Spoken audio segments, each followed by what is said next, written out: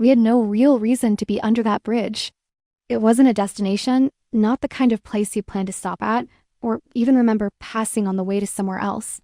But the highway was backed up, and the GPS rerouted us through a side road that ran beneath a crumbling overpass on the edge of some nowhere town. I asked to pull over, my legs were stiff, and I needed a minute away from the conversation that had already run dry. He was already there when we arrived. Sitting on a folding chair beside a dented sedan with the trunk half open, a small thermos in his lap, like he'd been waiting on someone or nothing at all. Music drifted faintly from the cracked window of the car, something slow and dusty, maybe an old blues record or a radio station half out of range. He didn't acknowledge us right away, just poured steaming tea into a paper cup like this was something he did often.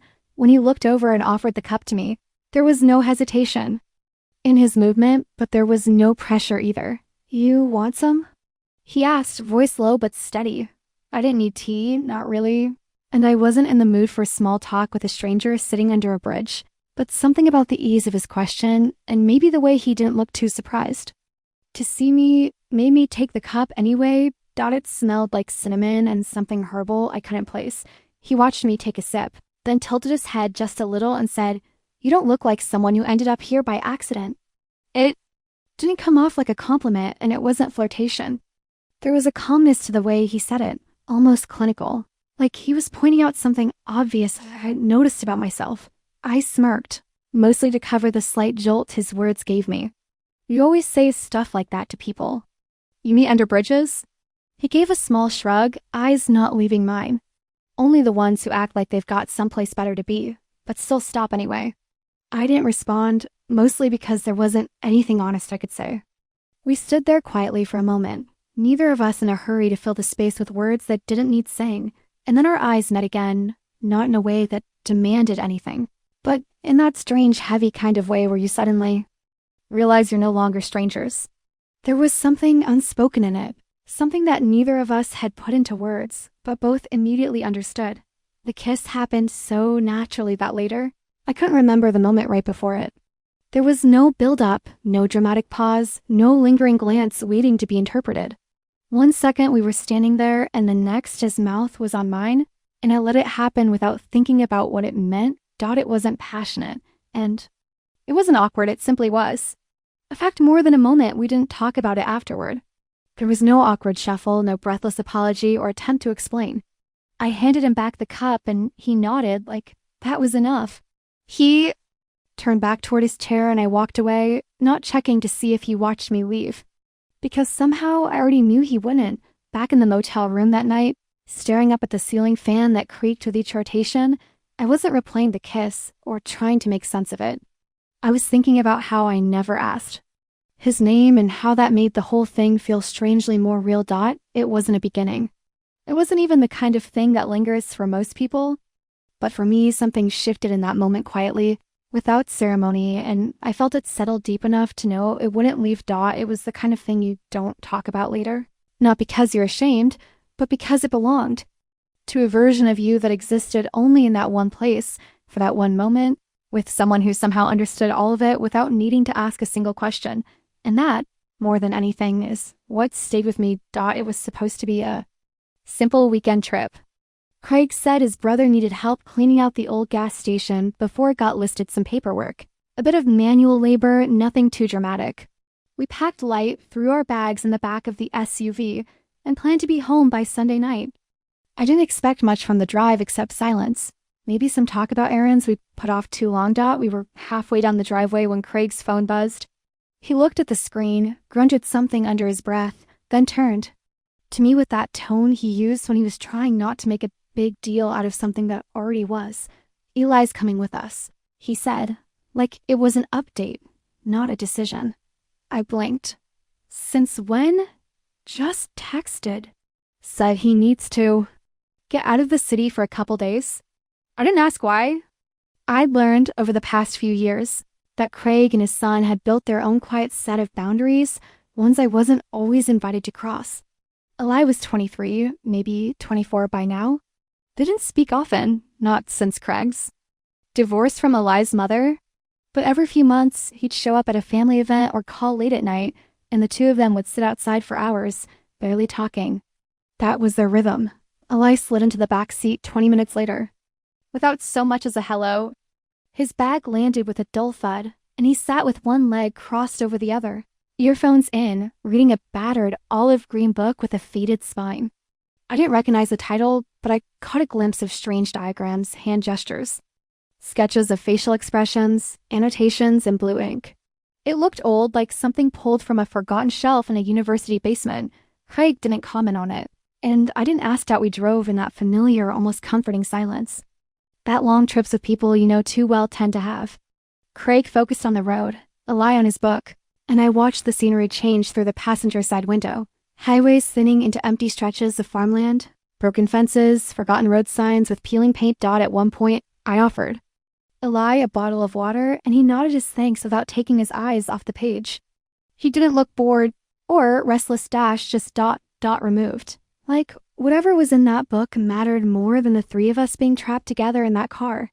But even in the quiet, I could feel him watching me sometimes through the rearview mirror, or when I turned slightly to adjust the radio. Not in a way that felt invasive, but curious. Studying almost. Like he was trying to piece together something I didn't know I was revealing. By the time we pulled up to the gas station, the sun had already started to dip behind the trees. The place looked like time had walked away from it years ago. Rusted pumps leaned slightly off kilter. The windows were caked with dust and streaked with spiderwebs, and the front door had a faded sticker on it that said closed in two different fonts. Craig turned off the engine and stretched his back with a grunt. "Won't take long," he said, like a promise he hoped wouldn't be tested. Eli finally closed his book and stepped out of the car, slipping the headphones around his neck. He glanced around the empty lot, then back at the building, and said nothing. As I reached for my bag, I caught him looking at me again, brief, unreadable, and for the first time, I realized I wasn't sure if his silence was indifference or intention. And somehow, that made me pay closer attention. The gas station was worse on the inside than it looked from the road. Dust floated in the air like it had been waiting for us, thick enough that I pulled my shirt up over my mouth without thinking. The ceiling tiles sagged in places, and the floor creaked like we were walking across something fragile and too old to care. Most of the shelves were empty except for a few sun-faded candy wrappers and an open box of keychains that looked like they hadn't moved in a decade. There was an old microwave in the back, a cooler that didn't hum anymore, and a desk fan with two blades missing. The power worked, but barely. Lights flickered if more than one thing was plugged in at the same time. Craig went straight to the back office, tossing open drawers like he was in a hurry to get this whole thing over with. He was talking more than usual, narrating his actions like he needed to fill the air. I could tell it made him uncomfortable to see the place like this. His brother had owned it for years, and now it was just another thing on a long list of stuff that needed to be let go of. Eli drifted toward the front, walking slow, like he was taking mental inventory. He paused by the cash register, pressed one of the buttons, and smiled faintly when it dinged. That was the first time I heard him laugh, if you could even call. At that dot, there was a small surveillance room off to the side with a cracked window and a door that stuck when he tried to close it. Inside, a wall of dusty monitors stared blankly into nothing, some with loose wires curling like dead vines. One of them just one flickered to life around mid-afternoon, showing a grainy feed from what looked like the back alley. None of us had touched anything. Craig said it must have been a power surge, but Eli was already watching the screen too closely for that to be his real guess. He didn't say anything, just tilted his head a little, then turned and walked out of the room without a word. Later that evening, when the sun dropped behind the trees and the buildings started holding the day's heat in that uncomfortable way old buildings do, I found myself outside with Eli, both of us dragging trash bags across the lot to a bin that hadn't been emptied in months. We didn't talk much. There wasn't anything to say that didn't feel unnecessary, but at one point, we both reached down at the same time to tie a bag, and his fingers brushed mine. Just for a second. I didn't pull away, not right away, and he noticed. Not in a dramatic, wide-eyed kind of way, but in that quiet way some people have when they don't need to say things to understand them. He straightened up, hands in his pockets, and looked at me for a second longer than felt neutral. "You ever think about what you'd be doing right now if you were somewhere else entirely?" he asked, out of nowhere. I blinked. "Like a different life?" He shrugged. "Not even that big, just Some tiny choice. 5 years ago. One road instead of another. I didn't answer, mostly because I'd already been thinking the same thing earlier, while sweeping dust off the front steps and wondering how my life got so still. We walked back toward the building without another word. The air was heavier now, and something about the silence didn't feel like the silence from earlier. It had shape. Inside, Craig was on the phone with someone, his voice tense but polite, the way it got when he didn't trust himself to stay calm. I walked past him without slowing down, disappeared into the small side room with the bunk beds, and shut the door. I stood there in the hallway for a moment, staring at the monitor in the surveillance room. Still on, still showing that empty back alley with no movement at all. For some reason, I didn't like the way it stayed that way. We were heading into town to grab a few things, trash bags, cleaning supplies, something better than the dusty canned food that had been sitting in the gas station for what looked like years. Craig stayed behind, saying he had a call to make and some forms to go over, though from the way he avoided looking at me as we left, I suspected he just wanted the house to himself for a while. Eli didn't comment either way. He climbed into the driver's seat like it had already been decided, and I didn't argue. The drive started out quiet in that heavy, low simmer kind of way where neither person is sure if conversation is expected or not. Outside, the sky hung thick with clouds, the kind that always seemed to carry more weight than actual rain. But halfway to town, the drizzle finally started, soft at first, then steady enough to make the windshield wipers complain with each pass. Eli didn't seem to notice the noise. He just kept driving, one hand on the wheel, his eyes fixed on the road, like there was something important in the lines stretching out ahead of us. When the tire went. It wasn't sudden or violent, just a low thud followed by that unmistakable, dragging sound of rubber being chewed apart. Eli pulled over with the same calm he did everything else, guiding the car toward the shoulder with slow, practiced ease. He didn't swear or didn't glance my way, didn't even seem annoyed. He simply cut the engine, opened the door, and stepped into the rain like it was the most routine thing in the world. I followed him out, the rain soaking through my sleeves before I could find the hood on my jacket. He opened the back hatch and handed me a rain poncho without a word, one of those cheap plastic ones you forget you packed until you need it. And I accepted it, not because I cared much about staying dry, but because it gave me something to do with my hands. We sat down on the edge of the low curb near the guardrail while we waited for roadside assistance. Both of us wet, quiet, surrounded by pine trees and the dull sound of tires hissing by in the distance. The town was still another 10 miles out, and we hadn't seen another car stop in at least 15 minutes. Eventually, Eli broke the silence, not suddenly, not dramatically, but with the kind of question that didn't feel like a question at all. You ever get the feeling that people spend their whole lives doing what they're supposed to do, and still end up miserable? He didn't look at me when he said it, just stared out into the tree line across the highway like the answer might be hiding somewhere between the branches. I didn't respond right away. I knew that kind of question didn't come from nowhere, but I also knew better than to jump into an answer that didn't mean anything. After a long moment, I said, I think people learn early how to live in a way that doesn't disappoint anyone around them. And then one day they realize they've gotten so good at it, they forgot how to live for themselves. He nodded, not quickly, not like he agreed, but more like he understood what I meant. We sat in the quiet for a little. Well, after that, the rain wasn't letting up, and neither of us seemed to care anymore. Then he turned his head slightly and said, without any shift in tone, if you knew no one would judge you, if nothing in your life would fall apart because of it, what? Would you change? It was the kind of question that should have felt personal or too direct, but the way he asked it made it feel honest instead. It wasn't probing, just offered. I didn't answer. I don't even think I blinked. He looked at me for a second, not long, not hard, just enough for me to feel like he'd already figured out I wasn't ready to say anything. And then, just as easily, he looked away again. The tow truck didn't arrive for another hour. We waited out the time in the same place, not speaking again, not needing to. And when we finally got back into the SUV and started driving toward town, I realized the silence between us had changed. It didn't feel like the kind of silence people fall into when they have nothing to say. It felt like the kind you settle into when everything important has already been acknowledged, just not out loud. The question hung there, somewhere between us, unanswered but fully present. And it was enough to know that he'd asked it not because he wanted a response, But because he already knew I had one dot by the third day, something about the place started to shift, not in any visible, measurable way, but in the way old buildings do when you've spent just enough time in them to start noticing what doesn't quite fit. The gas station had settled into a rhythm. Coffee in the mornings, sorting through old tools and boxes during the day, dinners that tasted like obligation, and quiet that settled heavy by night. Craig had become unusually polite, not friendly. He was never that exactly, but deliberate, like he was choosing his words too carefully. He started offering to help with small things he normally wouldn't bother with, like sweeping the back office or organizing supplies that didn't need organizing. He asked if I needed anything twice. That alone was enough to raise an eyebrow. A lie. Said even less than usual.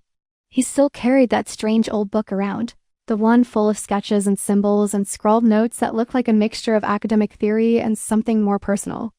I never saw him write in it, but the pages seemed to get more worn each day, like he'd been turning them over again and again, looking for something he hadn't found yet. That night, I couldn't sleep. I wasn't anxious exactly, just restless. In a way I couldn't trace to anything specific. The fan in the bunk room buzzed with a faint electrical hum, and I gave up trying to pretend I could sleep through it. I ended up in the office, half looking for a charger, half just wandering. The drawers were mostly empty old receipts, a dried-out pen, a roll of tape that didn't stick anymore. Then, in the bottom drawer of the desk, shoved behind some expired registration forms, I found a notebook that wasn't dusty like the rest. It was worn around the edges, spiral-bound, thick with folded pages and smudges. I shouldn't have opened it. I knew that even as I did, but I flipped through anyway, expecting maybe lists or diagrams like the ones in his book. But it wasn't lists, they were drawings, dozens of them. Some quick, others more detailed. Faces, mostly. Profiles. Hands. Small, precise sketches of things like the curve of an arm or the back of a neck. And then on a page near the middle there was me. Not cartoonish or exaggerated. Not romanticized. Just real. The way I sit when I'm tired, the way my hands fold when I'm not aware of them.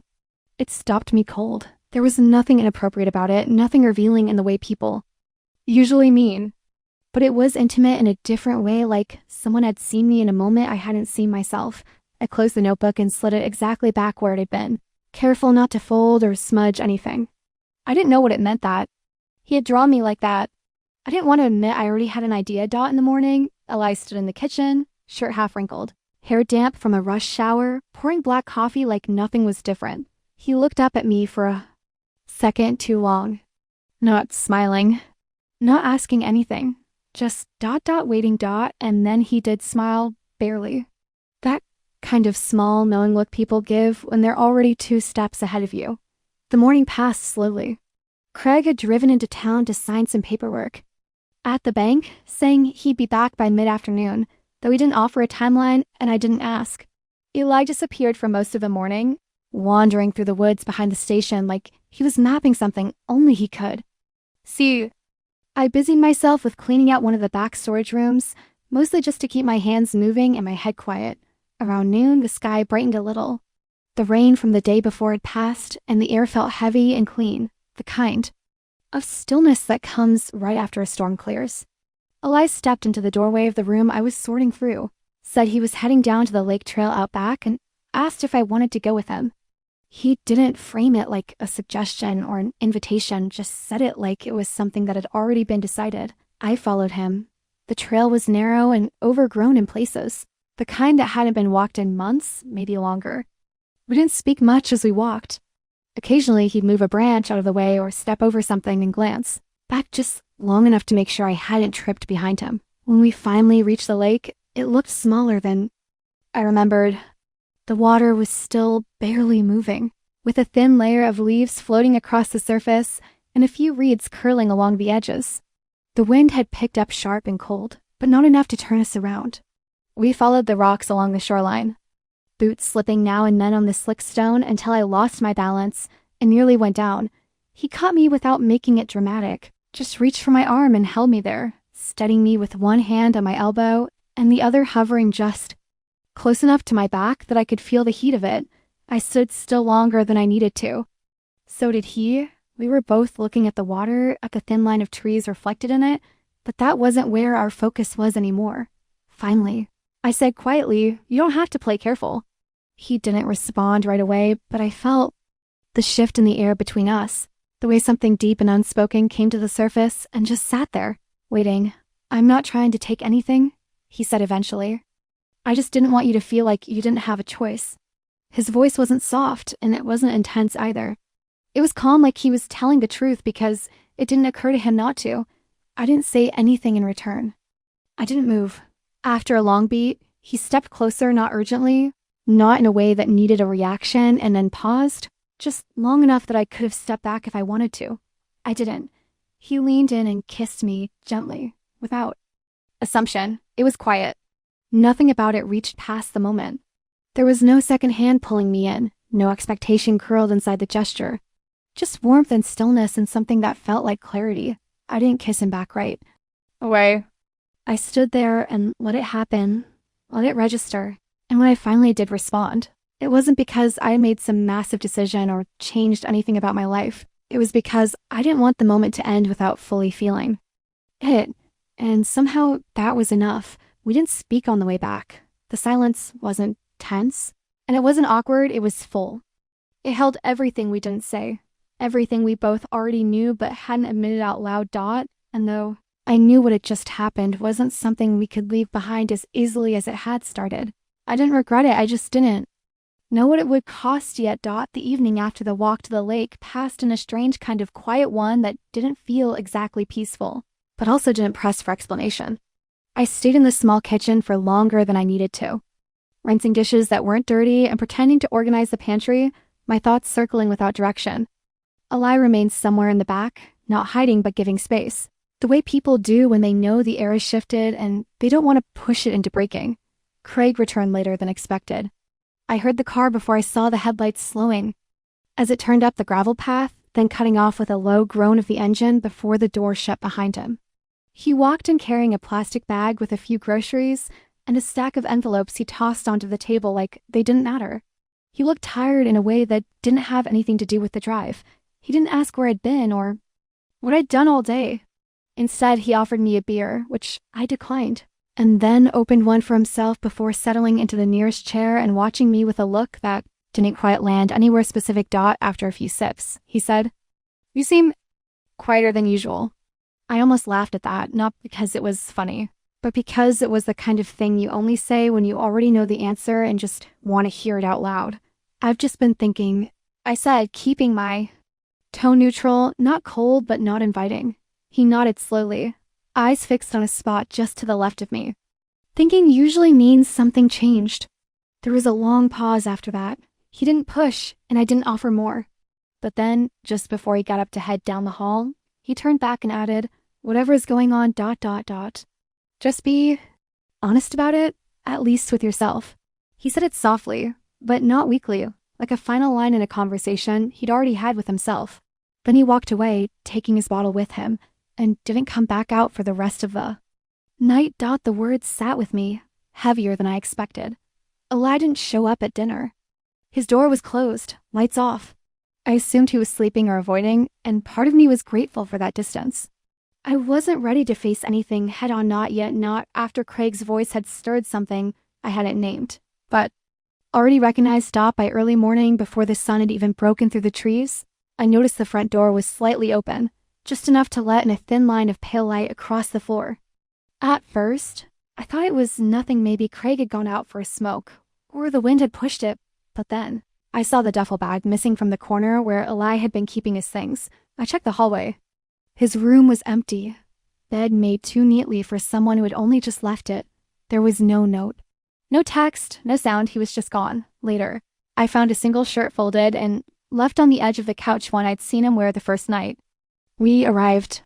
It felt deliberate, like he'd meant to leave something behind, not as a gesture or a message, but as a quiet acknowledgement that his presence had not been incidental. I didn't chase him. I didn't call because deep down, I understood that what had happened between us wasn't built to last beyond the space we'd shared. It was real, but it wasn't sustainable. It had lived in the quiet, and now that quiet had closed around it like a sealed room. Craig didn't bring it up again. He didn't need to. The way he moved through the house, The way he looked at me just once that day before continuing with whatever task he'd taken up, it said everything. And I knew then that something between us had ended.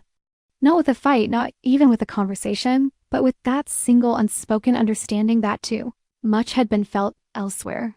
The drive home felt longer than it should have. Craig didn't play music. I didn't reach for the radio.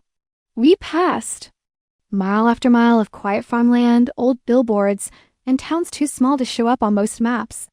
He drove like someone checking a box, both hands on the wheel, eyes fixed straight ahead, as if the act of getting home as quickly as possible could make everything that happened out there stay behind. We didn't stop for coffee or gas or anything else. When we did speak, it was only out of necessity directions, what time the grocery store might close, whether the garage door remote still worked. It wasn't cold exactly. Just empty. When we got back to the house, Craig unpacked the car without a word, setting the bags by the door, not bothering to bring them inside. I followed behind, moving slower than I needed to, as if taking my time would somehow delay the moment when we'd both have to stand in the same room again and pretend this version of our life still made sense. On the kitchen counter was a manila envelope I hadn't seen before. Inside were documents signed, dated, filed. Craig's handwriting was scrawled in the corner. Your share, clean and fair. It was his half of the business, handed over without a conversation. No confrontation. No explanation.